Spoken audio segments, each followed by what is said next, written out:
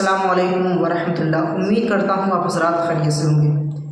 अज़ीज़ साथियों, जैसा कि आपको मालूम है वक्फ़ बिल के ताल्लुक़ से कि वक्फ़ बिल के अंदर तरमीम करने की कोशिश की जा रही है और हर दिन जीसीबी की मीटिंग में इस बात पर चर्चा होती है, लेकिन अभी तक इस पर कोई फ़ैसला नहीं आया है।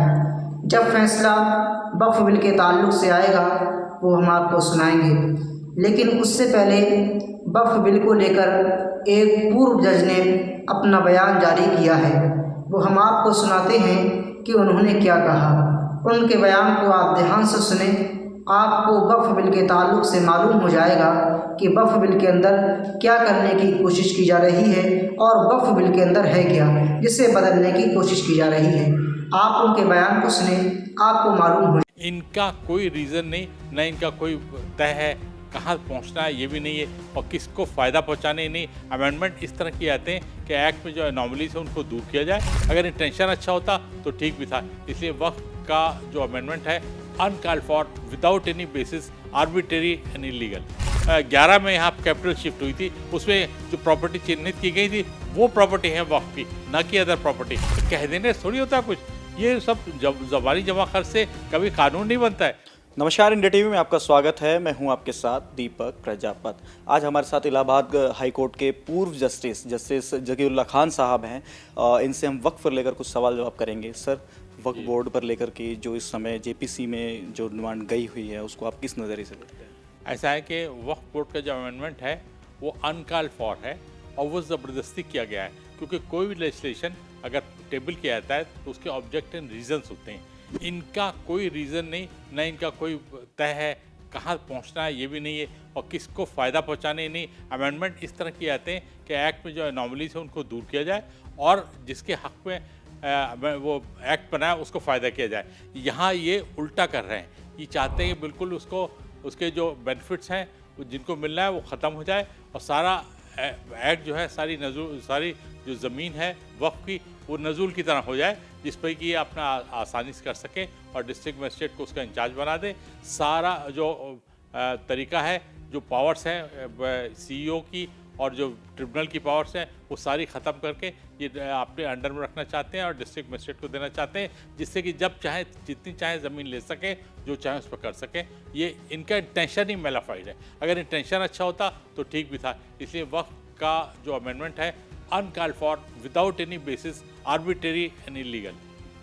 सर, क्योंकि आप जस्टिस हैं तो एक सवाल बहुत वाजिब हो जाता है आपसे कि देखा था हमने वक्फ बोर्ड ने दिल्ली हाई कोर्ट पर भी क्लेम किया था कि ये वक्फ की ज़मीन है। अब supreme court, Delhi high court, Delhi में आप देखें तो प्रधानमंत्री आवास भी, राष्ट्रपति भवन भी है। अब इन तमाम जगहों पर जो संवैधानिक लोग रहते हैं, अगर उन पर भी किसी तरह का वक्फ अगर क्लेम कर देता है तो ये तो हमारे भारत के लिए खतरा है। नहीं, वक्फ के क्लेम की कोई वो वैल्यू नहीं।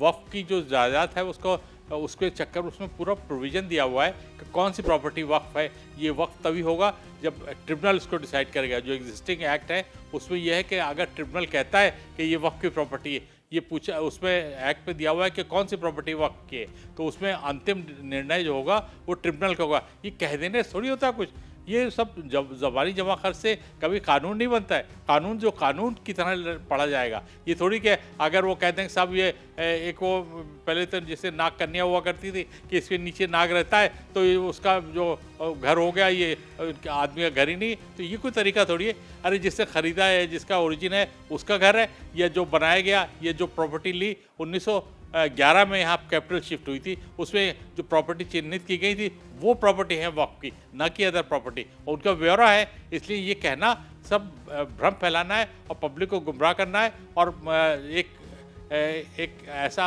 क्रिएट करना है, एक ऐसी चीज़ क्रिएट करना है जिससे कि पूरी कम्युनिटी के अगेंस्ट ये पढ़ा जाए। ऐसा कुछ नहीं है, बिल्कुल गलत फहमी है, बिल्कुल गलत। वक्फ का पूरा प्रोविज़न दिया हुआ है, सब कुछ दिया हुआ है। यहाँ तक कि वो प्रॉपर्टी दिल्ली की रिकॉग्नाइज है जो 1911 में थी और वही प्रॉपर्टी केवल क्लेम कर सकते हैं।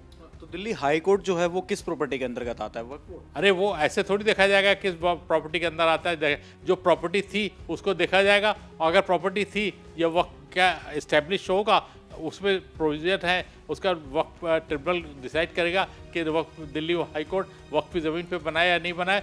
मैं तो बताया ना कि 113 प्रॉपर्टी उसमें 1911 में चिन्हित की गई थी जब वो आया था वहाँ। उसमें ओबराय होटल का जो किनारे वाला पोर्शन है उसमें ज़बरदस्ती जो कब्जा किया हुआ है, जहाँ पुलिस का वो है आदि मस्जिद बनी है, वो वक्फ प्रॉपर्टी है। और वक्फ की प्रॉपर्टी जो होगी उसमें सब पूरा वो दिया हुआ है, उसके गाटे दिए हुए हैं, उसका दिया हुआ है, क्योंकि रेवेन्यू लैंड का जो प्रोविज़न है वो अगर एग्रीकल्चर लैंड है तो खसरा खतौनी से होगा, और अगर अर्बन लैंड है तो उसका डिसीजन होगा नंबर से, बाउंड्री से। अगर वो सब कुछ है तो है और नहीं है तो नहीं है। तो इसलिए ये कहना एक भ्रम फैलाना है और बदनामी करना है और कुछ नहीं।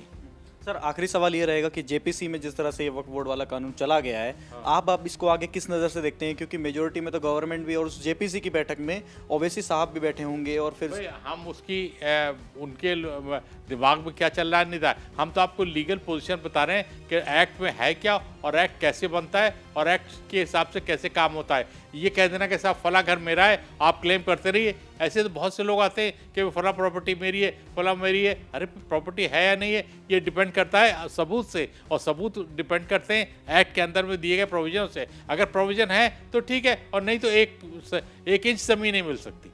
सर बहुत बहुत धन्यवाद इंडिया टीवी में जुड़ने के लिए। Thank you.